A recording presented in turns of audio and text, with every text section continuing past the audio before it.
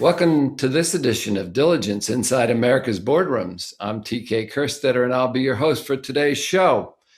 And it's that time of the year when Spencer Stuart publishes its 2020 U.S. Board Index. And we always like to hear what is sort of trending in the boardroom or in corporate governance. And joining me is somebody who joins me on a regular basis to talk about these things. Please welcome Julie Daum, who's the North American Board Practice Leader for Spencer Stuart. Welcome, Julie. Thank you. So we always look forward to this. There's always some interesting fun facts that come out of it. So why don't we start with what are the major headlines for this year's Board Index? Just to be clear, so we've been doing this of the analysis of the S&P 500 for over 30 years. The data is from this year's proxy season, so it's a little bit backward looking and summarize the data in a way for last year. So you're not going to see the influence of COVID, and you're not going to see the influence of Black Lives Matter in this data. The main message this year, as in past years, is that change continues to be slow, driven by continued low board turnover.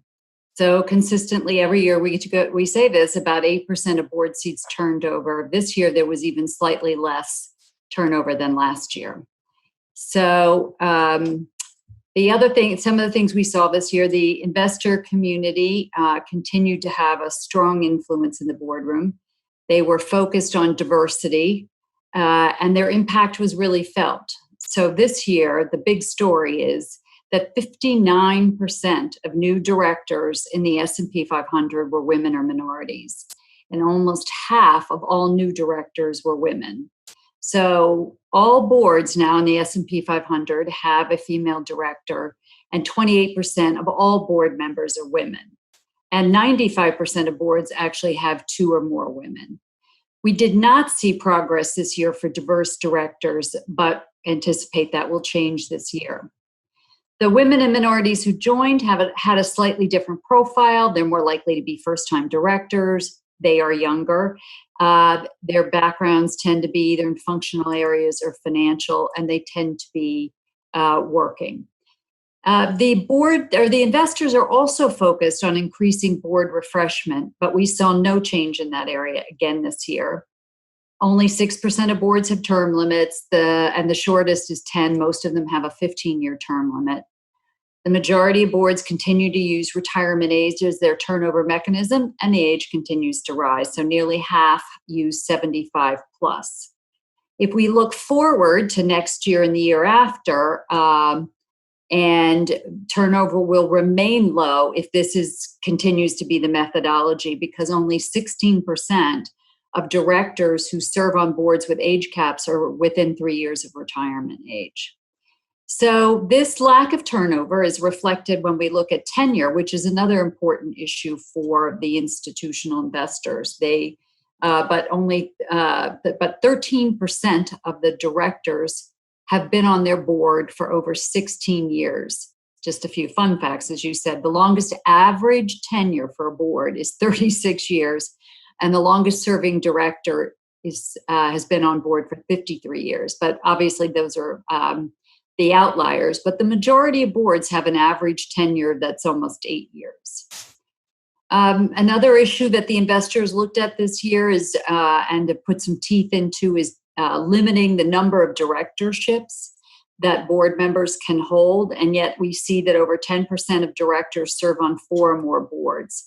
We expect that number to go down over time as companies and boards begin to restrict that, but right now we still see a lot of board members who serve on a lot of boards. We always take a look at the new class of directors, and this year, as in the past 10 years, we keep seeing this, the percent of CEOs joining boards continues to drop. But we have about 30% of new directors are CEOs, and the majority of them are retired. More than a quarter of new directors are brand new directors. They've not served on a board before, and almost half are employed full time. And 17% of the new directors are under 50. And that reflects what we see in our own search work. is that boards are looking for people who are younger, and they're looking for people who are going to be working and not retiring anytime soon.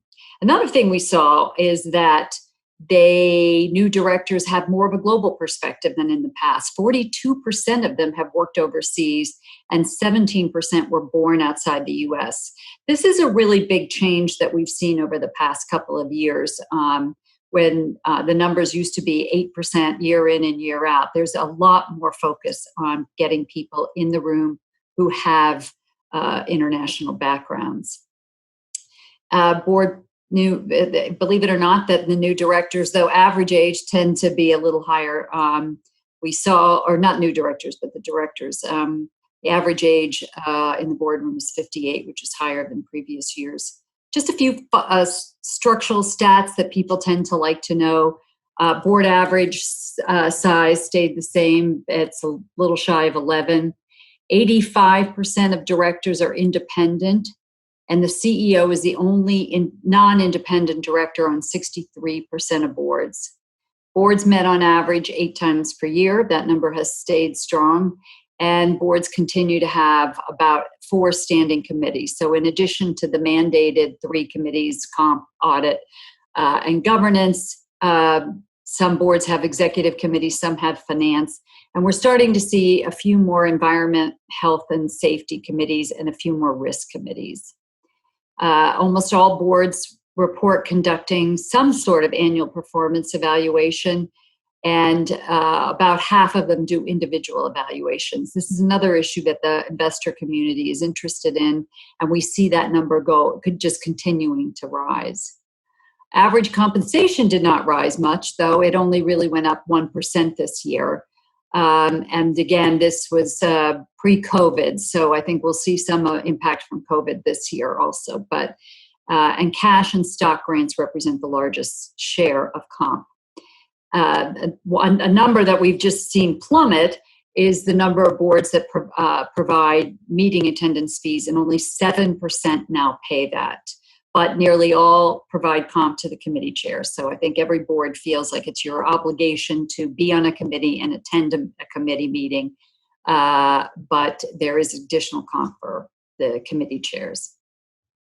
So I'm glad you qualified that this is pre COVID and a lot of what we've seen with the Black Lives Matter, because I think that is going to make next year's survey very interesting, and we'll talk about that in a minute. I didn't want to leave this though till I get on my high horse about the importance of board leadership, and we talk about it a lot on the show, and I think it really makes a difference, particularly can influence culture and of the board and culture of the company. But from your index, what have you learned about board leadership? Any specific points around that area? Well, we continue to see this year a slight growth in the number of boards that have independent board chairs, and we've been saying that now for probably 10 years. That there is this trend towards separating the chair and CEO role. 55% of boards split that, and that compares to 40% 10 years ago. But the real thing, the real number that's important is that 34% of boards are now chaired by an independent chairman. So that's double what it was. I mean, it's what it was in 2010. So that's been it's been increasing year in and year out, and it's a real change in the U.S. to have this independent chairman position. Sometimes, if you look at a job description of an independent chair and a lead director, they feel very similar. But the difference in compensation is wide, and it's growing. Independent chairmen are receiving more and more compensation. So on average this year it was $173,000, which is 4 times what the lead director average comp was, which was about $41,000. So it's a role that is, it's starting to find its place in the U.S.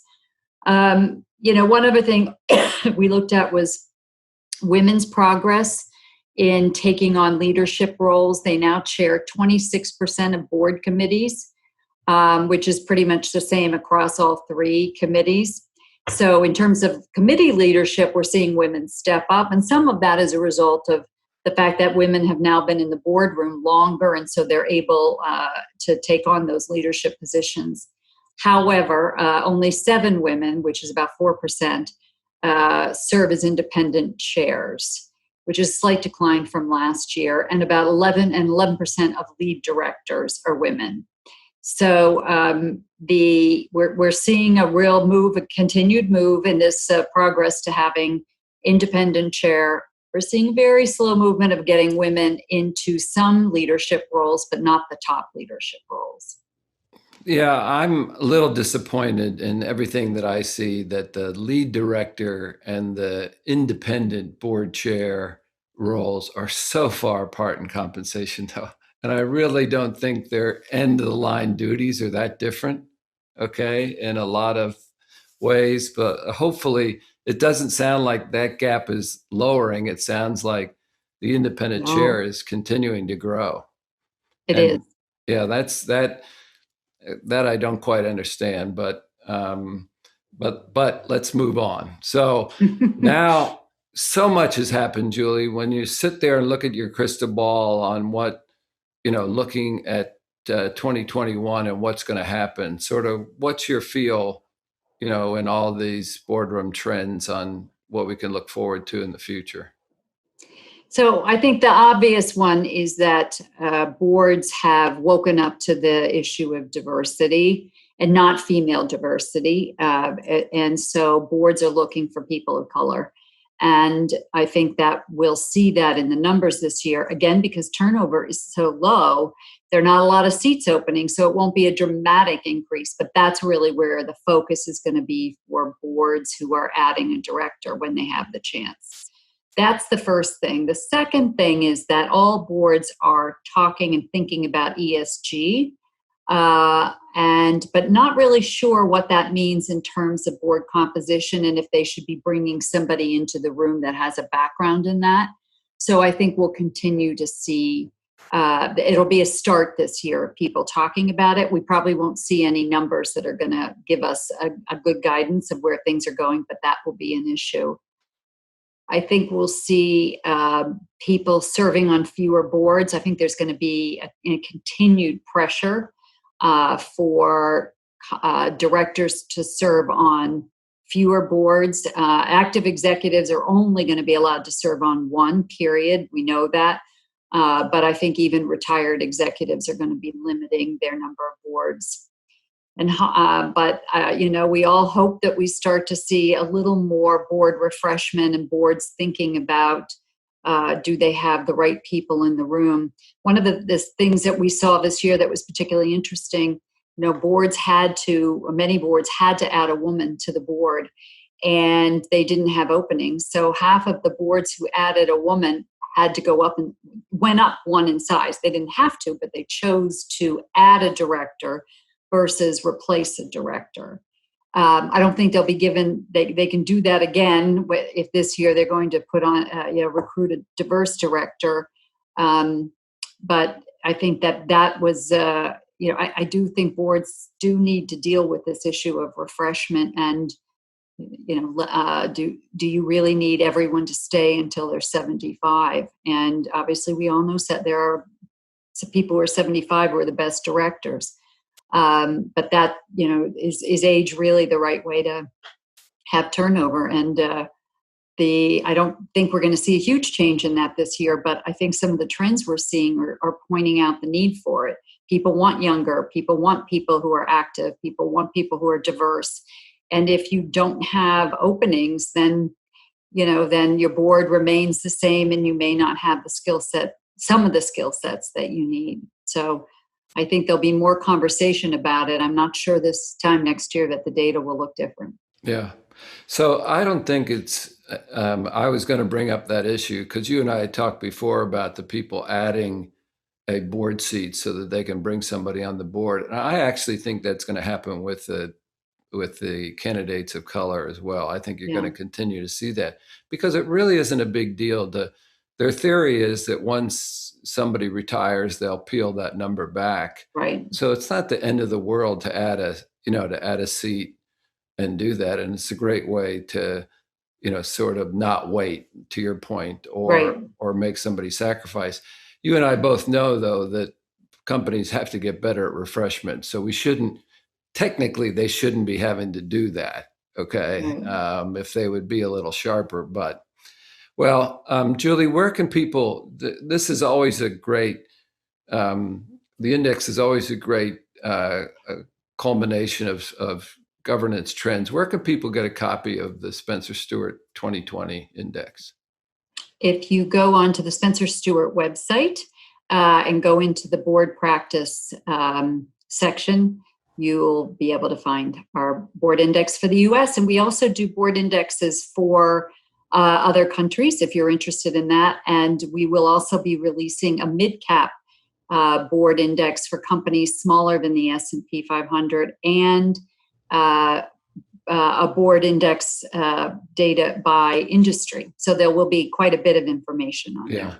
Well, we'll certainly have you back because I think the mid-cap thing would be fascinating as well, to see how that compares to the Fortune 500 group. So, well, listen, I wanted to thank you for taking the time. It's always, this is a show I always look forward to because it gives me so much information. And I want to thank you for taking the time to join us. Thank you, as always. Yeah. And that will conclude this edition of Inside America's Boardrooms. We hope you enjoyed the show. We will be back again next week when we take another look at a critical topic that'll help you be a better board member or committee member. So we'll see you then.